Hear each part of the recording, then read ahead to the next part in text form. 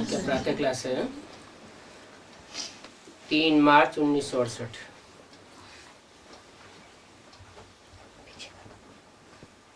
रूहानी बच्चों प्रति जो भी वाणी से परे जाने के लिए गोया घर जाने के लिए पुरुषार्थ कर रहे हैं,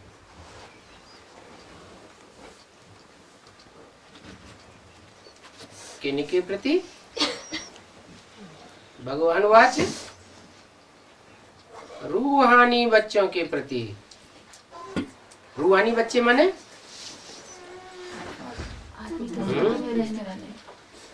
क्या 500-700 करोड़ सब पुरुषार्थ करते हैं घर जाने के लिए? नहीं करते। कितने करते हैं? थोड़ा ही करते हैं। थोड़ा ही 9 लाख करते हैं। थोड़े माने कितने? 9 लाख। 9 लाख करते हैं। बाकी सब यहीं रहेंगे।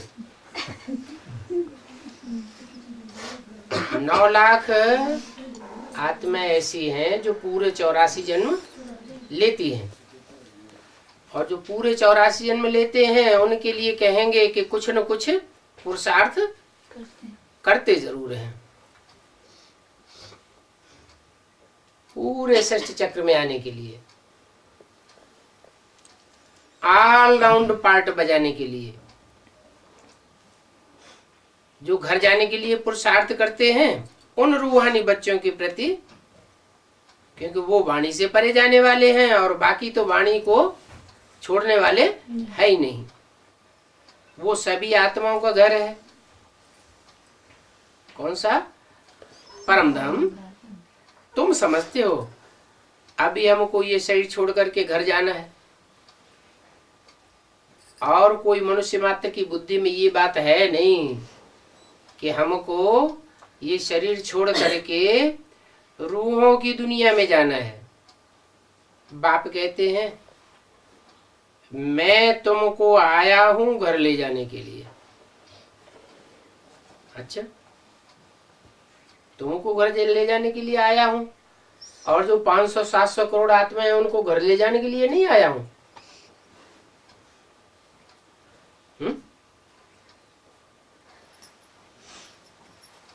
500-700 करोड़ आत्माएं घर जावेंगी या नहीं जावेंगी?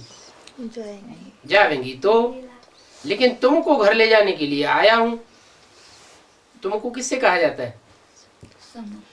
जो सन्मुख बैठते हैं उनको तुमको कहा जाता है। तो सब तो सन्मुख नहीं बैठेंगे बाप के, तो उनको ले जाने के लिए नहीं आता है? माने वो रूह बनते ही नहीं है, देवभान की स्थिति में रहते हैं और देवभान में ही हाय हाय करके शरीर छोड़ देंगे। स्वेच्छा से, अपने पुरुषार्थ से वो परमधाम नहीं जाते हैं। तो मैं तुमको आया हूं घर ले जाने के लिए, इसलिए इस देह और देह के संबंधों से, इस पुरानी दुनिया से तुमको उपराम होना है। सारी दुनिया की मनुष्य आत्माएं तो उपराम नहीं होंगी, लेकिन तुमको उपराम, उप माने नजदीक, राम के नजदीक पहुंचना है। परमधाम तो जाना है, लेकिन परमधाम में भी राम के नजदीक पहुंचना है, उपराम होना है। क्यों? क्योंकि ये सारी दुनिया छी दुनिया हो गई है। तुमको तो गुलगुल दुनिया में जाना है। ये भी आत्माएं जानती हैं कि हमको अभी जाना है, औरों को तो बाद में जाना है, लेकिन हमको अभी जाना है। बाप आया है पावन बनाने के लिए, फिर से पावन बनाए रहे हैं हमको पावन दुनिया में ले जाने के लिए। तो ये अंदर में विचार सागर मंथन होना चाहिए, ताकि इस पुरानी दुनिया से वैराग आ जावे। बाबा फिर से जो बोले हैं, फिर मतलब कब से? फिर से मतलब दोबारा? कल पहले भी ले जाके ले गया था, कल पहले, अब फिर ले जाने के लिए आया हूं। और कोई को ऐसे विचार नहीं आवेंगे। ये विचार सागर मंथन तुम्हारा ही चलेगा। औरों का ये विचार सागर मंथन नहीं चलेगा। क्यों नहीं चलेगा? कि हमको घर जाना है, क्योंकि वो स्वेच्छा से ऑलराउंड पार्ट बजाने वाला पुरुषार्थ करते ही नहीं है।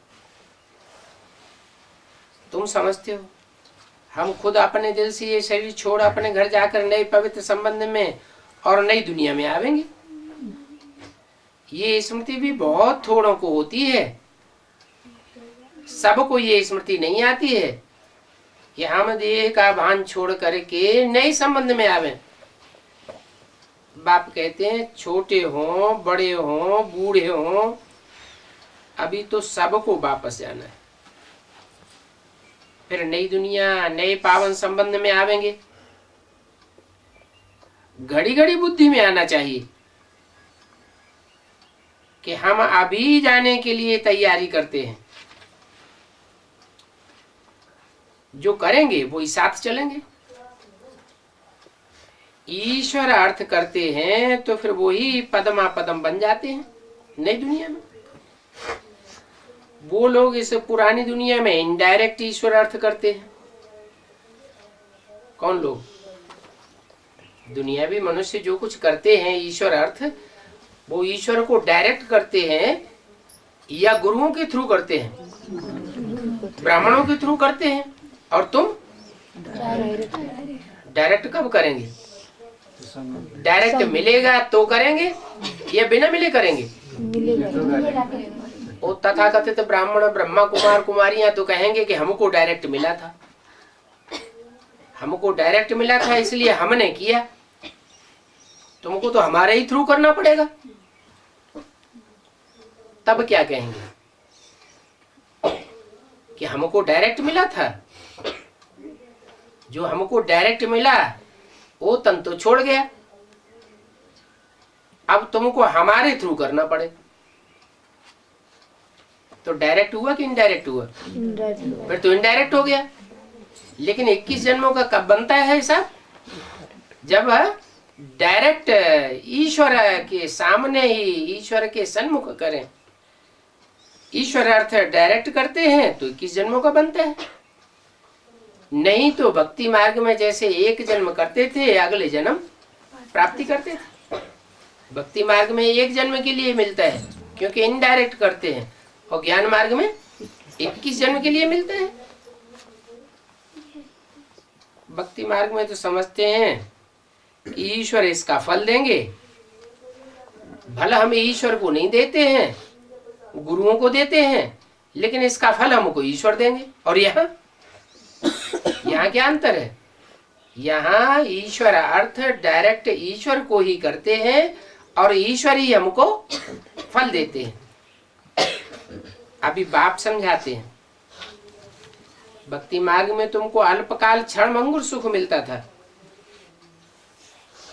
क्षणभंगुर के लिए प्राप्ति होती थी। अभी तो मैं खुद आया हूं, तुमको राय देता हूं। अभी तुम जो डायरेक्ट देंगे वही 21 जन्मों के लिए पदमा पदम होकर के मिलेगा। तुम समझते हो हम बड़े घर में जाकर के जन्म लेंगे, बड़े बाप के बच्चे बने हैं, बेहद बाप के बच्चे बने हैं, तो जन्म भी हमारा बेहद में ही होगा। हम तो नारायण अथवा लक्ष्मी बनेंगे, हमारा तो लक्ष्य है। तो इतनी मेहनत भी तो करनी चाहिए। क्या डायरेक्ट नर से नारायण बनना है, बीच में प्रिंस तो बनना नहीं है। प्रिंस प्रिंसेस कौन बनेंगे? सत्ययुगी राधा कृष्ण। प्रिंस प्रिंसेस वो बनेंगे जिन्होंने इनडायरेक्ट किया है, वो बनेंगे प्रिंस प्रिंसेस। माना ब्रह्मा सरस्वती प्रिंस प्रिंसेस बनेंगे या डायरेक्ट नर से नारायण बनेंगे? प्रिंस प्रिंसेस बने। क्यों बनेंगे? डायरेक्ट नहीं होता है, क्योंकि उन्होंने डायरेक्ट नहीं किया। डायरेक्ट न परमात्मा बाप को पहचाना और न डायरेक्ट किया। अगर डायरेक्ट परमात्मा बाप को पहचाना होता तो ओम मंडली को बदल करके नाम ब्रह्मा कुमारी विद्यालय क्यों रखते? पहले नाम क्या था संस्था का? ओम मंडली। किसकी मंडली? ओम मंडल। आ उ मा ब्रह्मा विष्णु शंकर त्रिमूर्ति शिव की मंडली। वो तो नाम फिर भी एक्यूरेट था, फिर वो बदल के क्या कर दिया? ब्रह्मा समाज। जब उन्होंने देखा कि सिंध हैदराबाद से 300-400 कन्याएं माताएं जो बंधन में थी वो भाग करके कराची में उनके पास चली आई, तो नशा चढ़ गया। उन्होंने समझा शिव परमात्मा मेरे में ही प्रवेश करके इस सृष्टि को परिवर्तन करता है। भगवान आकर के इस नरक की दुनिया को मेरे द्वारा स्वर्ग से, नरक से स्वर्ग बनाता है। तो ये बात बुद्धि में बैठने से उनकी बुद्धि में आया कि मेरे में परमात्मा ने प्रवेश किया है, मैं ही ब्रह्मा हूं, इससे ऊपर और कोई ब्रह्मा का रूप नहीं है। माना गीता का भगवान उन्होंने डायरेक्ट साकार में किसको समझा है? अपन को ही समझ लिए। तो ये बड़ी भारी भूल हो गई, और ये भूल होने से उन्हें डायरेक्ट प्राप्ति नहीं हो सकती, क्योंकि यज्ञ के आदि में जिस व्यक्ति से उनको रास्ता मिला था उसको तो भूल ही गए। साक्षात्कारों का अर्थ उन्होंने स्वयं जाना, अपने लौकिक गुरुओं से जाना, या कोई और यज्ञ में निमित्त बना जिसके द्वारा जाना? कोई व्यक्ति निमित्त बना था जिसके द्वारा जाना, तो उसको मान लेना चाहिए ना। लेकिन ये बात भूल गए। तो बोला हम तो जानते हैं कि हम तो नर से नारायण बनेंगे, नारी से लक्ष्मी बनेंगे, क्योंकि हम डायरेक्ट बाप से पढ़ाई पढ़ते हैं, डायरेक्ट ईश्वर को देते हैं। और उन्होंने किसको दिया? ब्रह्मा सरस्वती ने किसको दिया? डायरेक्ट ईश्वर तो नहीं मिला। ईश्वर माने ईश्वर आकर के कुछ करके जाता है कि ऐसे ही चला जाता है?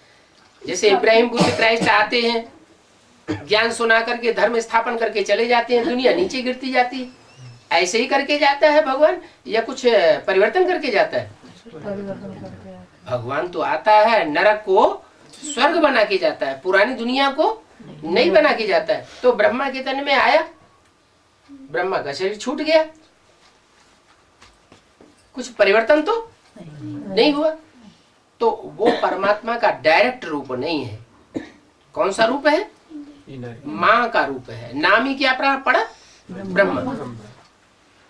उन्होंने सहन शक्ति से माँ के रूप में पालना की, जन्म दिया, बच्चों को ज्ञान का दूध पिलाया, लेकिन बाप का रूप वर्षा देने वाला वो रूप नहीं है। अगर होता तो मुरली में ये नहीं कहते कि इस ब्रह्मा के चित्र को नहीं रखना है, इनका फोटो रखेंगे तो पतित बन पड़ेंगे।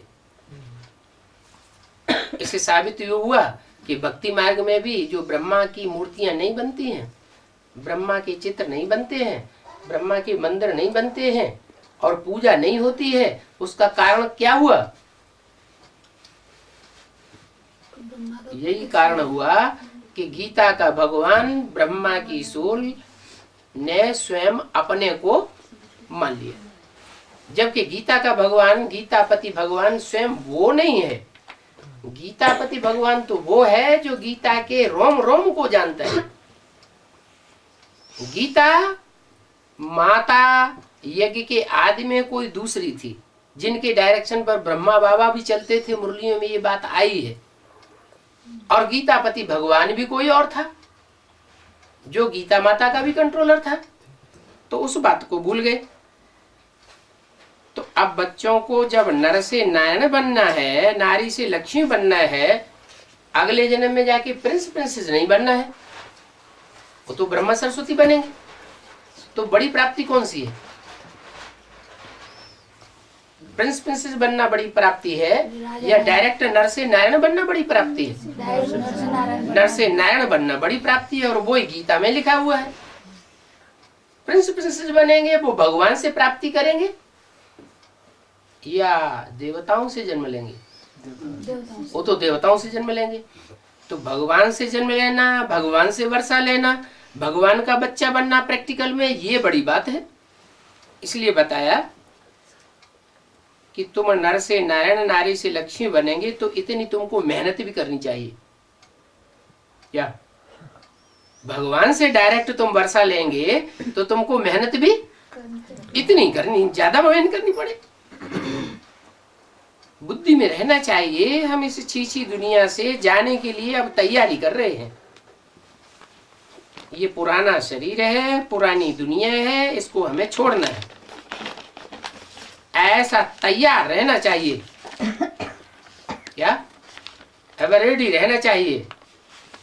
जैसे मिलिट्री होती है तो मिलिट्री के वॉरियर्स को तुरंत ऑर्डर मिलता है, तुरंत उनको तैयार हमला करने के लिए तैयार होना पड़ता है। ऐसे तैयार रहना चाहिए, क्योंकि तुम हो रूहानी वॉरियर, रूहानी सेना हो, रूहानी मिलिट्री हो। दुनिया तुमको नहीं जानती, तुम अपने स्वरूप को जानते हो। बाप तुमको जानते हैं कि तुम रूहानी मिलिट्री हो। गुप्त हो या प्रत्यक्ष हो? गुप्त। वो मिलिट्री भी होती है, अंडरग्राउंड में रहती है, ऊपर से कुछ पता ही नहीं चलता। ऊपर से लोग खेती वेती करते रहते हैं, अंडरग्राउंड में सारा काम चलता रहता है तैयारी का। तो बोला तो ऐसा तैयार तुमको रहना चाहिए, अब रेडी रहना चाहिए, जो पिछाड़ी के समय कोई भी याद ना आए। अगर पुरानी दुनिया या पुरानी दुनिया के मित्र संबंधी आदि कोई भी याद आते हैं तो क्या अंजाम होगा? और वही पुरानी दुनिया में जाके जन्म लेना पड़ेगा। माने जिनकी याद आएगी उनका जैसा पुरुषार्थ होगा उसी दुनिया में जाके जन्म लेंगे। तो कोई भी याद ना आए। अंतकाल जो स्त्री सुमिरे वैश्या योनि मिले। भक्ति मार्ग में ऐसे कहते रहे, माना हम ऊंच पद पाने वाले हैं, भगवान आता है तो स्त्री चोले में प्रत्यक्ष होता है या पुरुष चोले में प्रत्यक्ष होता है? पुरुष चोले में प्रत्यक्ष होता है। तो भगवान ही जब पुरुष चोले में प्रत्यक्ष होता है तो हमको भी क्या करना है? मृत्यु के समय हमको कोई भी स्त्री चोला याद ना आए, ब्रह्मा भी याद ना आए, क्योंकि वो भी स्त्री का पार्ट है। कोई स्त्री चोला भी याद ना आए, क्यों? क्योंकि स्त्री चोला होगा तो क्या बनेगा? नारायण बनेगा कि लक्ष्मी बनेगा? लक्ष्मी बनेगा। वो भी ऊंची स्टेज नहीं है। क्या याद आना चाहिए? नारायण ही याद आए।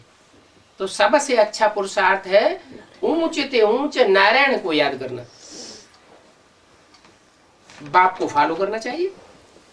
ऐसे नहीं कि बाबा बूढ़ा है तो हमको समझाते हैं, नहीं, बाबा बूढ़ा है तो अनुभवी है, लेकिन बाबा समझाने वाला नहीं है। कौन है समझाने वाला उसमें? शिव समझाने वाला है, जो जन्म मरण के चक्र में आने वाला नहीं है।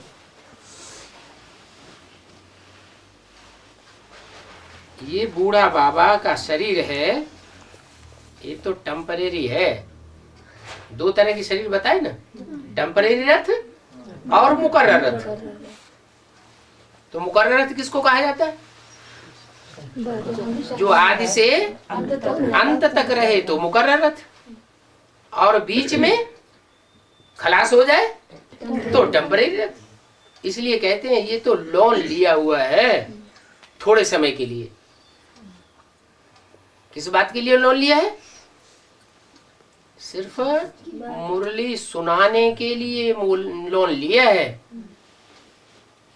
गीता माता जो है वो जैसे मार्केट में कोई किताब छपने के लिए देते हैं तो छप के आ जाती है, तो ऐसे ही ब्रह्मा के मुख से वो वाणी आ गई। लेकिन वाणी सुन ली, सुनाने वाले ने सुना ली, तो उससे काम पूरा हो जाएगा? क्यों नहीं होगा?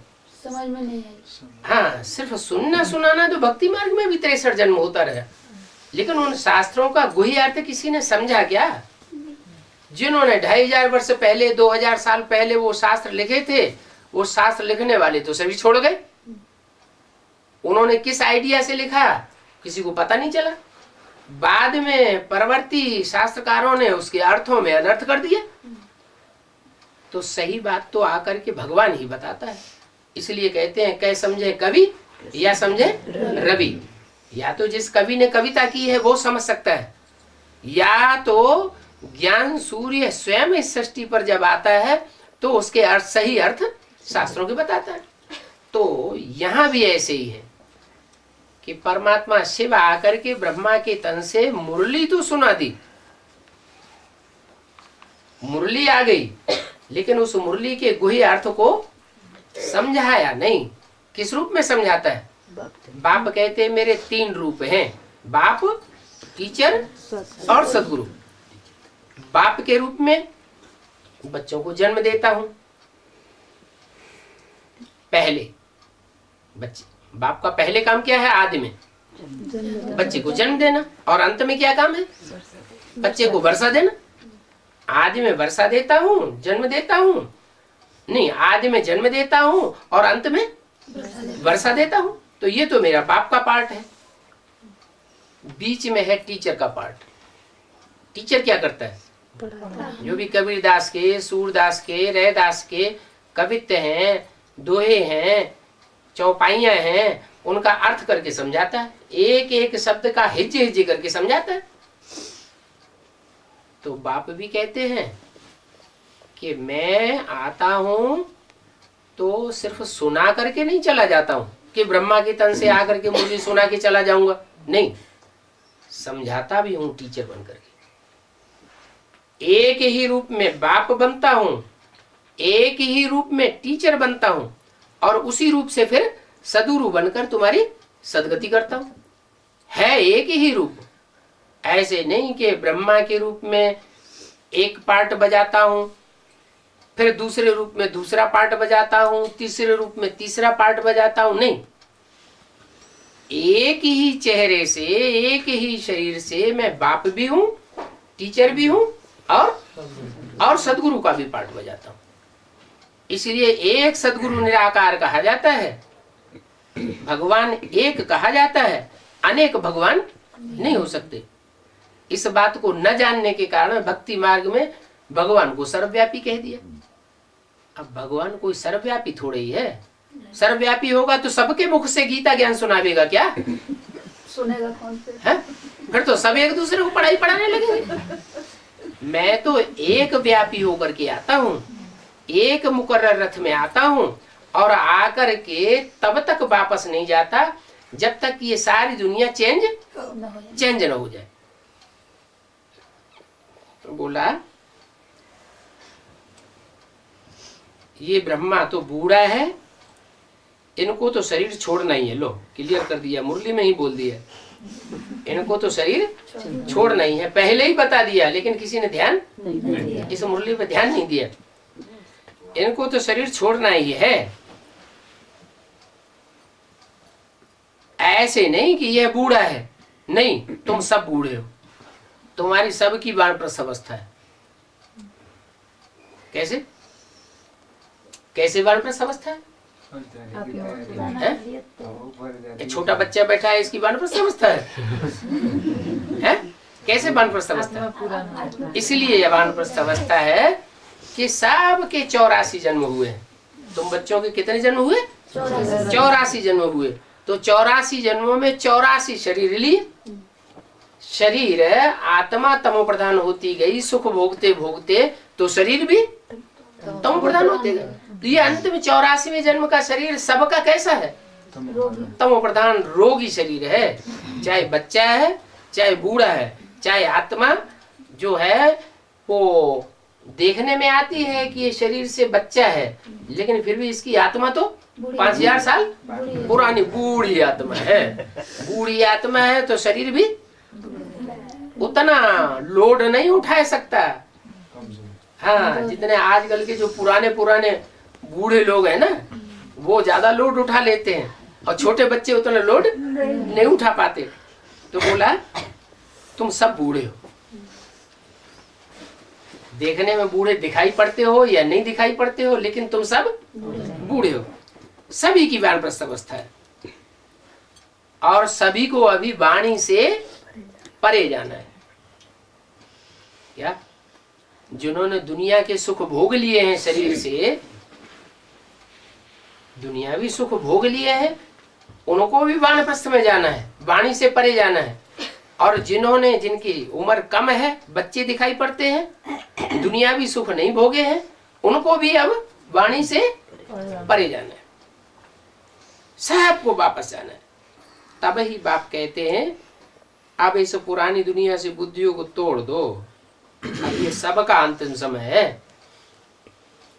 ऐसे नहीं जो बूढ़े बूढ़े हैं उनका अंतिम समय है, नहीं, चाहे बूढ़े हो चाहे बच्चे हो, अब सबका अंतिम समय, सबको वापस जाना है। अभी तो जाना ही है, फिर जितना वहां ठहरना होगा उतना ठहरेंगे। क्या जो परमधाम जाने वाली आत्माएं हैं, तुम बच्चों में से भी, वो सब एक जैसे टाइम तक वहां ठहरेंगी या नंबरवार ठहरेंगी? जिनको ऑलराउंड पार्ट बजाना होगा वो तो तुरंत जाएंगी, तुरंत वापस आएंगे। वो ज्यादा अनुभवी आत्माएं हो गई। थोड़े समय जो ठहर जाएंगी उतना समय उनका इस दुनिया का अनुभव कम हो जाएगा। जो ज्यादा समय तक ठहरेंगे उनका अनुभव और भी कम हो जाएगा। तो बोला जितना जितना वहां ठहरना होगा उतना ठहरेंगे तो जरूर, परंतु जितना इस दुनिया में आकर पीछे पार्ट बजावेंगे उतना ऑलराउंड पार्ट में कमी होती जाएगी। कोई तो 10 वर्ष कम 5000 वर्ष शांति धाम में रहेंगे। क्या किसकी बात बताई? 10 वर्ष बाहर की दुनिया वालों की बात बता रहे कि तुम बच्चों की बात बता रहे? तुम बच्चों की बात बता रहे। कोई तो 10 वर्ष तक भी ऊपर पड़े रहेंगे परम धाम में, और 5000 के षष्ठ चक्र में से 10 वर्ष उनके कम हो जाएंगे। तो वो अनुभव उनको नहीं रहेगा, उस दुनिया का अनुभव तो नहीं रहेगा। 10 वर्ष कम हो जाएंगे, पिछाड़ी को आवेंगे और फिर जावेंगे। माने जो ऊपर से उतर के पिछाड़ी में आवेंगे तो जाते समय भी पहले जावेंगे या पिछाड़ी में ही जावेंगे? बाद में जावेंगे। जैसे काशी करवट खाते हैं ना, तो काशी करवट खाने वालों के सब पाप भस्म हो जाते हैं पूर्व जन्म के। काशी में एक कुआं था भक्ति मार्ग में, और उसमें सब जो भी चाहते थे हम शिव के ऊपर अर्पण हो जाए, तो वहां एंगल लगा हुआ, तो उस एंगल से गिरते थे। नीचे खांडा लगा हुआ, उसे खट से जाके कट जाते थे। तो ऐसी मान्यता थी। और बाबा भी बताते हैं कि जो वहां अर्पण होते हैं जाकर शिव पर, वो मुक्ति को प्राप्त कर जाते हैं। लेकिन बाबा का कहना है मुक्ति को कोई नहीं प्राप्त कर जाता। उनके पूर्वजों के पाप खलास हो जाते थे, लेकिन फिर नए सिरे तेजी से पाप करना शुरू कर देते थे। तो क्या मुक्ति हो गई? मुक्ति तो नहीं हुई।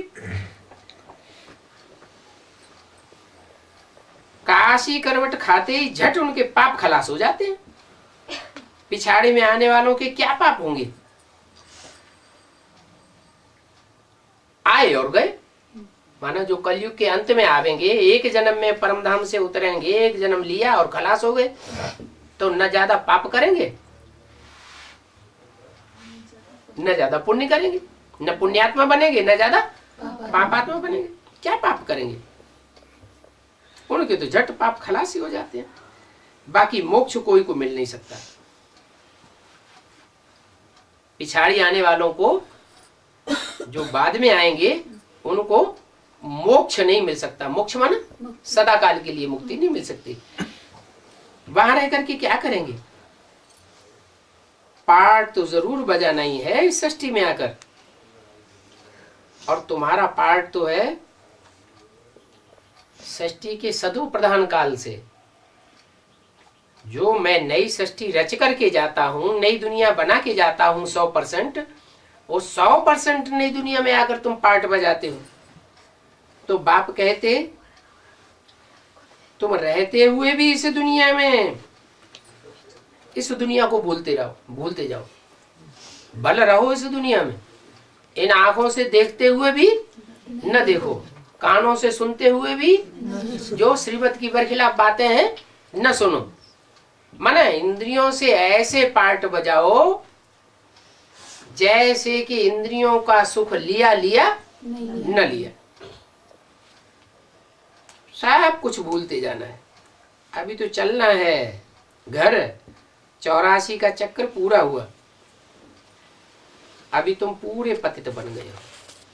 फिर अभी तुम अपन को आत्मा समझ बाप को याद करो, दैवी गुण धारण करो, अपनी जांच करते रहो। हमारे में कोई आसुरी गुण तो नहीं है, जांच करेंगे तो पता चलेगा क्या कि हमने पढ़ाई में कहां तक गैलप किया है।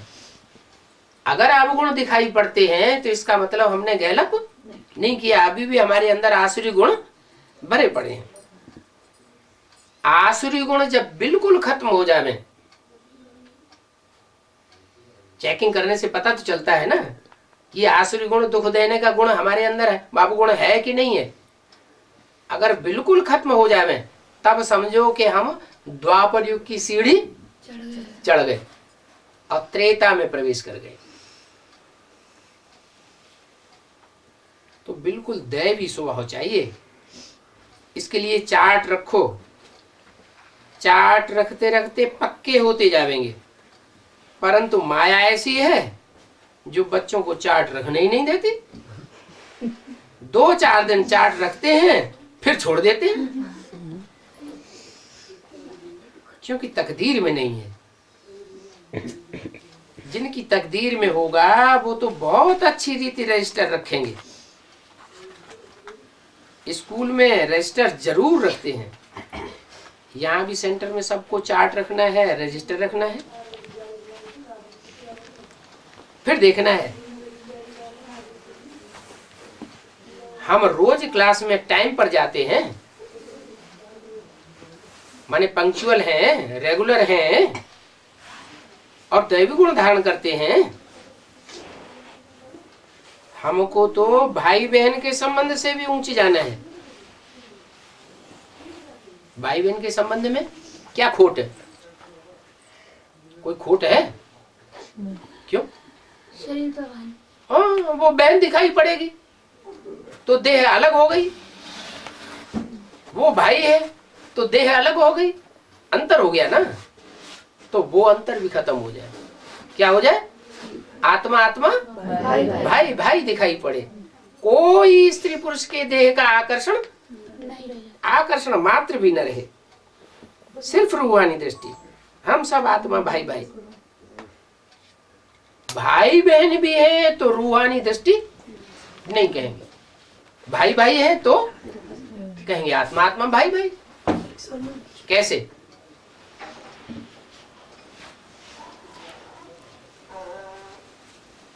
सुप्रीम सोल बाप शिव, उसकी आत्मा का ही नाम शिव है, उसके बच्चे सब शालिग्राम बिंदु बिंदु आत्माएं, बिंदु रूप स्टेज में रहने वाले। वो स्टेज जो धारण करेंगे वो परम धाम जाने लायक बनेंगे। पहले पहले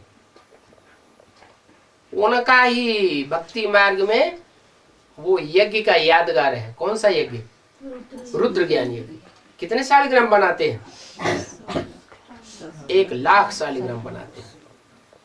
जो 1,00,000 शालिग्राम है उसमें 50,000 रुद्रमाला के और 50,000 विजयमाला के। ये 1,00,000 शालिग्राम जीते जी बुद्धि योग से परमधाम पहुंचेंगे और उनके शरीर इसी दुनिया में सुरक्षित रहेंगे बर्फ के अंदर।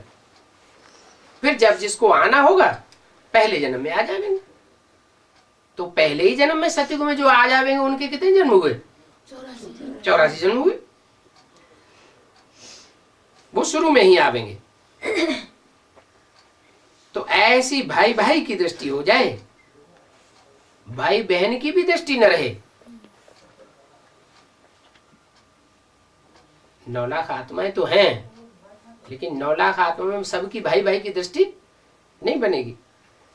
हम आत्मा हैं, कोई भी क्रिमिनल दृष्टि नहीं रहना चाहिए।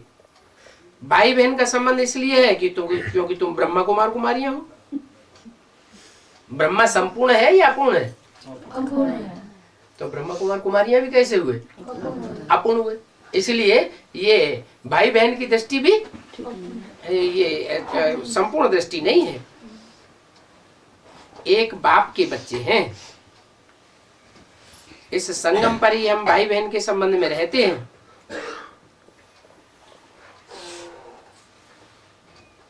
भाई बहन का संबंध भी सात्विक बन जावे तो ये विकार बंद हो जावे। एक बाप को ही याद करना है, वाणी से परे जाना है, ऐसे ऐसे अपन से बातें करना। ये है तुम्हारी सूक्ष्म स्टडी। इसमें आवाज करने की दरकार नहीं है। ये तो बच्चों को समझाने के लिए आवाज में आना पड़ता है। क्या आवाज में कब तक आना पड़ता है? बच्चों को सुनने सुनाने के लिए और बच्चों को समझने और समझाने के लिए आवाज में आना पड़ता है। जब बच्चे पूरी बात सुन लें, पूरी बात समझ जाएं, तो आवाज में भी आने की दरकार नहीं। ये ज्ञान जल कब तक पीना है? कानों से आवाज के रूप में कब तक पीना है? जब तक देवहन में जीवित हैं तब तक पीना है। देवान में कब तक जीवित है? जब तक पूरी बात समझी नहीं है, बेसमझ है, तो जैसे कि देवान में जीवित है। जब पूरी बात समझ में बैठ जाएगी, पूरा ज्ञान बुद्धि में बैठ जाएगा, तो क्या झूठ है और क्या सच्चा है, क्या विनाशी है और क्या अविनाशी है, वो बात बुद्धि में बैठ जाएगी। शरीर और शरीर के 5 तत्व अविनाशी है या आत्मा अविनाशी है? आत्मा अविनाशी है, शरीर के 5 तत्व विनाशी है। जो विनाशी है सो झूठ है, धोखा देने वाला है, और जो अविनाशी है वो ही सच्चा है। तो आत्मिक स्वरूप में स्थित हो जाने के लिए तब तक की देरी है जब तक पूरी बात बुद्धि में समझ में नहीं आई है। तो समझाने के लिए आवाज में आना पड़ता है। तुम एक दूसरे को समझाते हो तो आवाज में आना पड़ता है। बाप को समझाना पड़ता है तो बाप को भी आवाज में आना पड़ता है। वाणी से परे जाने के लिए यहाँ समझाया जाता है कि आखिरी स्टेज क्या होगी?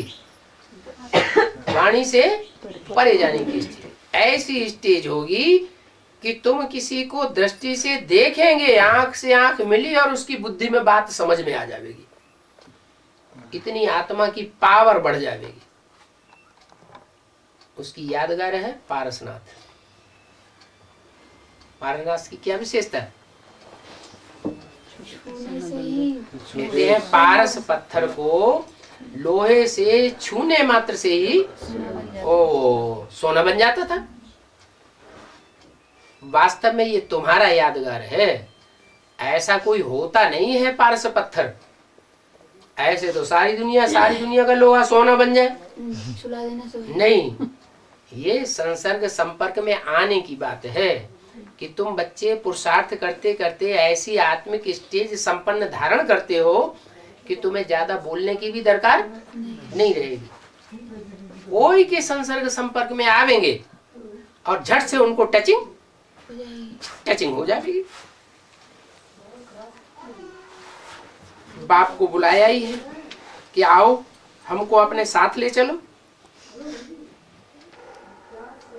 परंतु साथ कैसे जावेंगे?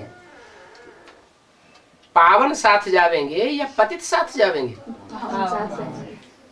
बाप तो एवर प्योर है, तो एवर प्योर का साथ करने वाले भी कैसे चाहिए? पवित्र ही नहीं, पवित्र ही चाहिए। तो जब तक पवित्र नहीं बनेंगे बाप के साथ तो जा नहीं सकते। पावन दुनिया में जाना है तो पवित्र तो बनना ही पड़े। अब पावन कौन बनावे? पावन तो वो ही बना सकता है जो संग के रंग में आने के बावजूद भी कभी पतित न बने। इब्राहिम, बुद्ध, क्राइस्ट, गुरु नानक, बड़े बड़े महात्मा, सन्यासी, योगी ये दुनिया में आए और संग के रंग में आते आते खुद नीचे गिरे और दुनिया भी नीचे गिरती गई। तो वो कौन है जो इस दुनिया में आता है और आकर के पतितों के संग में आता है, पतित दुनिया में आता है? फिर भी पतितों का संग उसको नहीं लगता। और साधु सन्यासी कहे हम तो नहीं आते पतितों के संग में, हम तो पति दुनिया को ही छोड़ देते। अरे अगर तुमको पतितों का संग न लगा होता तो तुम पतित दुनिया को छोड़ने की तुमको दरकार ही क्या थी? तो अपने गृहस्थी में ही रहते। फिर बाप कहते हैं सबसे बड़ा गृहस्थी मैं हूं। क्या? इसलिए कि मैं पतितों के बीच में रहता भी हूं, फिर भी मेरे ऊपर कोई लेप छेप नहीं लगता। तो देखो पावन कौन बना सकता है? जो कभी पतित न बने वो ही पावन बना सकता है। साधु संत आदि तो पावन बना न सके, वो तो खुद ही स्त्री को पतित सर्पणी समझ करके भाग जाते हैं।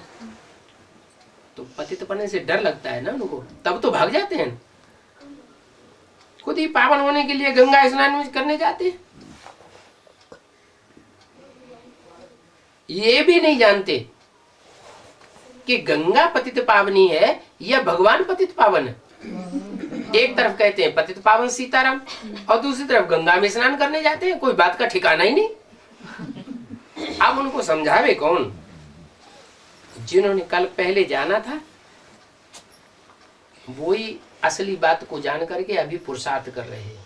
इन साधु सन्यासियों ने कल पहले भी नहीं जाना था, बाप ने आकर बताया, परंतु इनको अपने पवित्रता के अहंकार में बाप की बात पसंद ना आई और ना बाप को पहचाना, पुरुषार्थ भी नहीं कर रहे हैं। कोई कोई की तो बहुत ही गंदी दृष्टि रहती है।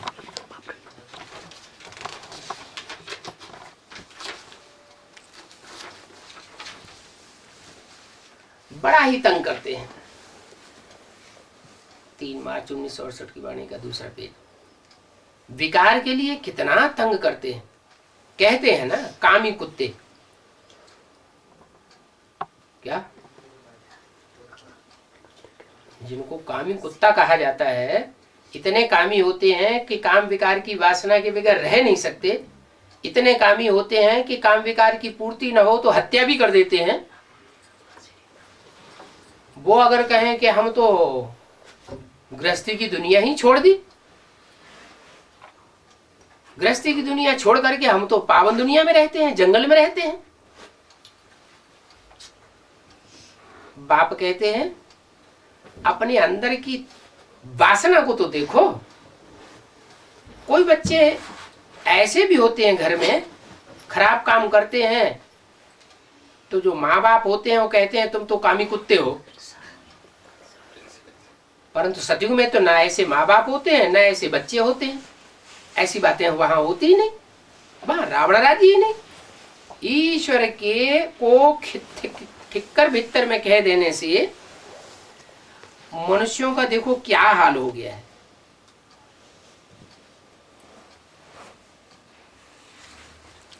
ईश्वर को ठिक्कर भीतर देने कह देने से कोई हाल हो जाता है खराब है? ईश्वर को ठिक्कर भीतर में कह देने से हाल खराब हो जाता है? बुद्धि वैसी होती है। सिर्फ कह देने से बुद्धि खराब हो जाती है। कहने से तो अंदर होना चाहिए ना जो कुछ। हाँ, ठिक्कर भीतर में कह देने से ये अंतर पड़ता है कि जो ठिक्कर बुद्धि है, माना माया की थोड़ी सी ठोकर लगती है और मिट्टी के ठिक्कर ढेले की तरह टूट जाते हैं, ज्ञान में से टूट पड़ते हैं। ऐसे भी अपन को समझते हैं भगवान मेरे में प्रवेश है। तो जब ऐसे भी भगवान को अपने में व्यापक मान लेंगे तो लोगों की बुद्धि को खराब करेंगे ना। ऐसे ही भीतर में, भीतर माने भित्त माने दीवाल, जो ज्ञान के रास्ते में दीवाल बन करके खड़े हो जाते हैं, न खुद भगवान के स्वरूप को समझने देते और न दूसरों को समझाने देते। बेसिक में ऐसे है ना, खुद भी नहीं समझते और दूसरों को भी नहीं समझ देते। तो कौन सा रूप हो गया उनका? भीत। भीत माने दीवाल का रूप हो गया, भीतर का रूप हो गया। ऐसे भी समझते हैं कि मेरे अंदर भगवान आया हुआ है। अगर समझते हैं तब तो बड़े बड़े पोस्टर बना करके त्रिमूर्ति में अपना चेहरा छपा देते हैं, त्रिमूर्ति में अपना चेहरा छपाते हैं, ऊपर शिव दिखाई देते हैं, ब्रह्मा को भी उड़ा दिया। तो इससे क्या साबित हुआ कि ऐसे ठिक्कर बुद्धि मनुष्य जो है वो खुद भी ऐसा समझते हैं कि मेरे में भगवान व्यापक है और दूसरों को भी वही बात समझाते हैं। उससे क्या होता है, दुनिया नीचे गिरती चली जाती है, सीढ़ी उतरते ही चले आते हैं। वहां जो संपूर्ण निर्विकारी और यहाँ क्या संपूर्ण विकारी बन जाते हैं। इन बातों को मानेंगे भी वही जिन्होंने कल पहले माना होगा। क्या जिन्होंने पहले 84 जन्म लिए होंगे पुरुषार्थ करके, वो अभी भी मानेंगे। जिन्होंने पूरे 84 जन्म लिए ही नहीं, उनकी आत्मा इतनी अनुभवी है ही नहीं और वो भगवान को मानेंगे भी नहीं। तुम्हारा फर्ज है, तुम तो नहीं जानते किसने 84 जन्म लिए किसने नहीं लिए, तो तुम्हारा फर्ज है कि सबको ईश्वरीय ज्ञान देना, सबको बाप का फरमान देना। ऐसे नहीं जबरदस्ती किसी को कहने लगे तुमने 84 जन्म नहीं लिए, हम तुम्हें ईश्वर का ज्ञान नहीं सुनाएंगे। नहीं, तुम्हारा फर्ज है सबको बाप का फरमान बताना, सबको संदेश देना, सीढ़ी के चित्र पर समझाओ। हालांकि सीढ़ी का चित्र सिर्फ भारतवासियों के लिए है, भारतवासियों की ही समझ में आवेगा, औरों की समझ में नहीं आवेगा। दूसरे धर्म के होंगे तो उनको झाड़ का चित्र अच्छा समझ में आवेगा, भारतवासियों को सीढ़ी का चित्र समझ में आवेगा। तो सीढ़ी के चित्र पर समझाओ। सभी की अभी वानप्रस्थ अवस्था है, सब शांति धाम सुख धाम जावेंगे, परंतु सुख धाम में वो ही जावेंगे जो बाप से योग बल सीख करके आत्माओं को, अपनी आत्मा को संपूर्ण बनावे। जो योग बल यहाँ नहीं धारण करेंगे वो सुखधाम नहीं जावेंगे। भारत का प्राचीन योग तो गाया हुआ है। ये प्राचीन सहज राजयोग जो गीता का ज्ञान है वो तो भगवान ने ही आकर के सिखाया है। अभी स्मृति आई है, बरोबर पहले पहले हम आए हैं, स्मृति आई है? इस सृष्टि पर पहले पहले कौन आए? हम आए या दूसरी आत्माएं आई दूसरे धर्म की? देवता ही है। जो देवी देवता सनातन धर्म की पक्की आत्माएं हैं वो ही इस सृष्टि पर पहले आती है, और वो आदि से लेकर के अंतिम जन्म तक भी 82-83 जन्म तक भी अपने धर्म के पक्के रहते हैं।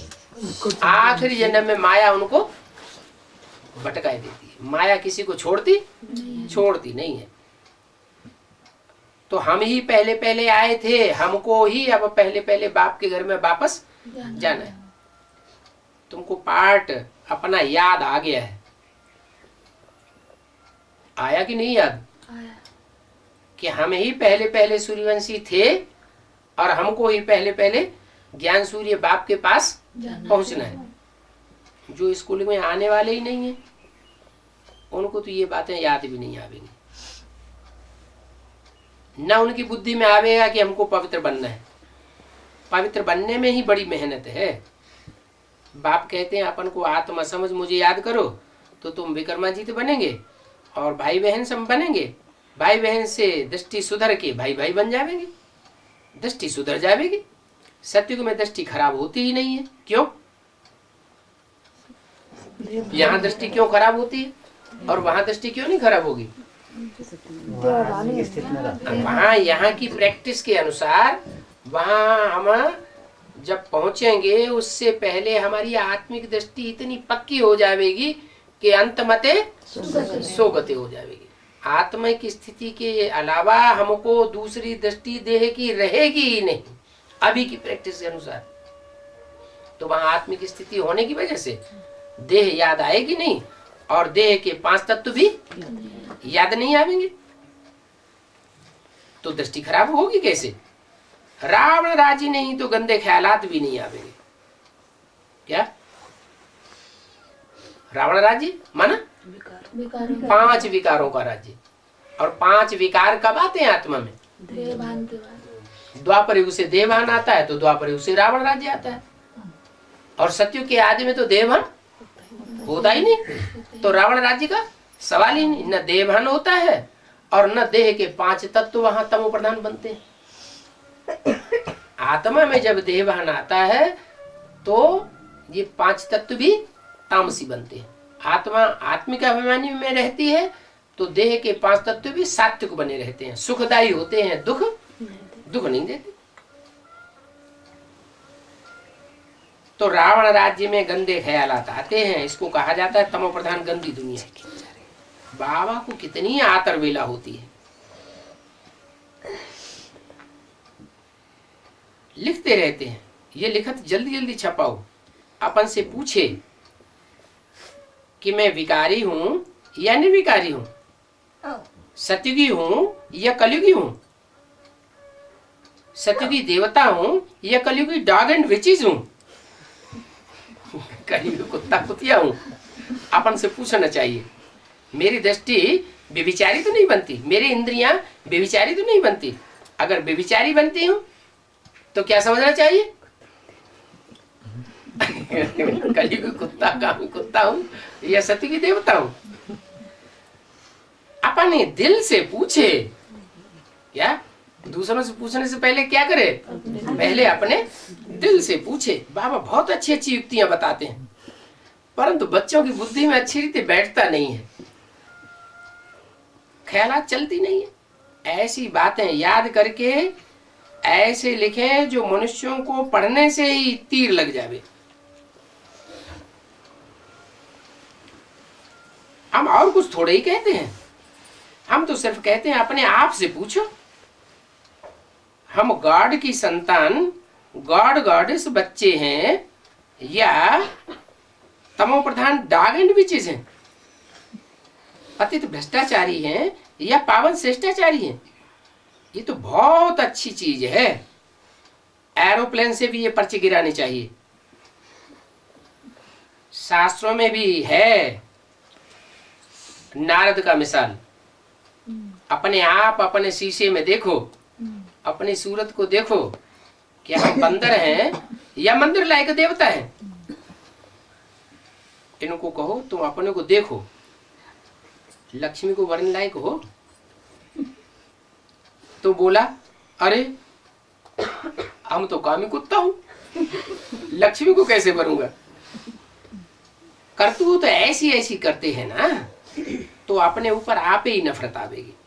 बरोबर हम तो विकारी हैं और देवताएं तो निर्विकारी होते हैं। देवताएं निर्विकारी होते हैं तब तो उनकी मूर्तियां बना करके उनकी पूजा करते हैं। पूजा किसकी करेंगे? निर्विकारी की पूजा करेंगे।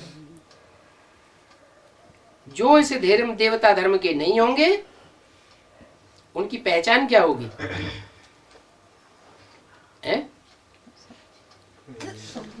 पहचान बताइए। जो इस देवी देवता धर्म के नहीं होंगे वो फालतू फालतू आलतू फालतू प्रश्न उठावेंगे। ये पहचान है। जो देवता धर्म के होंगे, हमारे कुल के होंगे, वो थोड़ी बातें सुन करके ही आकर्षित हो जाएंगे। जो इस सैंपलिंग होंगे वो झट समझ जाएंगे। किस सैंपलिंग की? देवी देवता सनातन धर्म की अव्वल नंबर स्टेज के होंगे, सूर्यवंशी होंगे, वो तो झट समझ जाएंगे। झट तुम्हारे पास समझने के लिए भाग कर आवेंगे। क्या थोड़ी बात उनको समझाओगे, समझाने से ही उनकी बुद्धि में बैठेगा और फिर भले उनको छोड़ दो तो भी तुम्हारे पास अपने आप दौड़ के आ जाएंगे। गॉड बॉडीज बनने वाले नहीं होंगे तो फिर लगातार फालतू बातें करते रहेंगे। पहचान बता दी तो किसके पीछे पे मेहनत करनी चाहिए? जो सुने, जो थोड़ा सुने और थोड़े सुनने से ही आकर्षित हो जावे। जो फालतू प्रश्न करते रहते हैं उनके पीछे ज्यादा पढ़ने की जरूरत नहीं है। अगर उनके पीछे पढ़ेंगे भी नहीं, पढ़ेंगे तो वो पुष्करणी ब्राह्मण हो जाएंगे, धक्का देके चलाने वाले। और पुष्करणी ब्राह्मण जो हो जाएंगे, कच्चे ब्राह्मण बनेंगे तो थोड़े समय तक हमारा साथ देंगे, फिर जब लड़ाई तीखी होगी तो भाग जाएंगे और हमको धोखा दे देंगे। जैसे द्वापर कलयुग में भाग गए थे दूसरे धर्म वालों के साथ, कन्वर्ट हुए थे ना, वैसे यहाँ भी कन्वर्ट हो जाएंगे। वो हमारा साथ छोड़ देंगे और दुश्मनों का साथ पकड़ लेंगे। बाबा ये एडवांस में भी ऐसी है? ये एडवांस में आई कहाँ से? बेसिक से आया है ना? बेसिक से आए। बेसिक में तो जड़ें हैं, जड़ है। षष्ठी रूपी वृक्ष की जड़ें हैं बेसिक में, और जड़ों के बीज कहाँ हैं? सब धर्मों के बीज है ना, वहाँ सब धर्मों की जड़ें हैं और यहाँ सब धर्मों के बीज हैं। तो ये पहचान बता दी बाबा ने, चाहे बीज हो चाहे जड़ें हो, ये पहचान बताई कि तुम्हारे धर्म के जो पक्के होंगे वो थोड़ा सा उनको बाप का परिचय देंगे और उनकी बुद्धि में झट बैठ जाएगा, खिसे चले जाएंगे। तुम्हारे धर्म के पक्के नहीं होंगे तो तुम कितना भी जोर मारते रहो, वो पहले तो मानेंगे नहीं, आलतू फालतू प्रश्न करेंगे, उल्टे पलटे प्रश्न करेंगे। और अगर ज्यादा ही उनका पीछा किया, ज्यादा ही मेहनत की और निकल भी आए तो बाद में तुमको धोखा दे देंगे। बाप तो समझाते रहते हैं, पतित को ही कंसी, जरासंधी, दुर्योधन, दुशासन आदि नाम दिया जाता है। शास्त्रों में जो नाम है किस आधार पर है नाम? जैसा जैसा जिसने काम किया है वैसे वैसे नाम रख दिए। तो संगम युग में ये देखना है कि कंसी कंस का काम करे, दुर्योधन दुष्ट युद्ध का काम करे, दुशासन दुष्ट शासन का काम करे, तो क्या होगा? ये नाम पड़ जाएंगे। अभी नाम और रूप दोनों ही क्लियर होने वाले हैं। कौन कंसी है, कौन दुशासन है, कौन जरासंधी है, कौन शिशुपाल है। शिशुपाल क्या करता था? ज्ञान में जो छोटे छोटे बच्चे होते हैं ना, बेसमझ, उनकी पालना करता है। क्या पक्के ज्ञानियों को नहीं पकड़ेगा, किसको पकड़ेगा? कच्चे कच्चों को पकड़ लेगा, बस उनको पढ़ाई पढ़ाता रहेगा और भगवान को गाली देता रहेगा। शिशुपाल ने भगवान को गाली दी थी ना। हाँ। कोई माइयां भी बेकार बिगड़ रह नहीं सकती है, उनको फिर सूपनखा पूतना कहा जाता है। सूपनखा ने क्या किया? खुद राम और लक्ष्मण के साथ भिखारी बनना चाहती थी, शादी करने की बात कर रही थी, और जब उन्होंने नहीं माना तो रावण के दरबार में जाकर के आग लगा दी कि हमारे साथ ऐसा इन्होंने किया है। जब हम नहीं माने तो हमारी नाक कान काट डाले, तो झूठी बात कर दी ना, आग लगा दी ना रावण के दरबार में।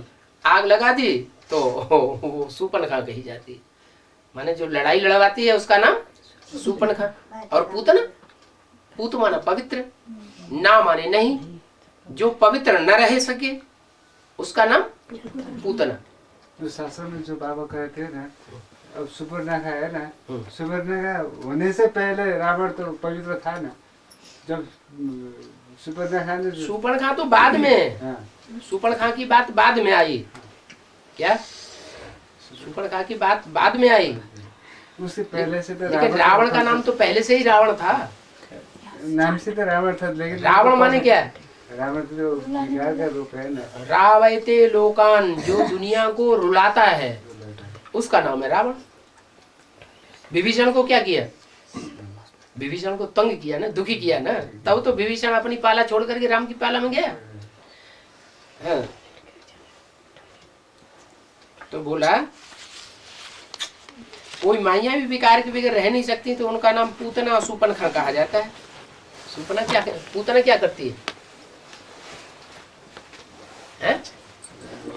खुद पवित्र रह नहीं सकती, खुद नहीं पवित्र रह सकती है तो हाँ, जो छोटे छोटे बच्चे हैं उनको भिखारी बनाती, उसको कहा जाता है पूतना। ओम शांति।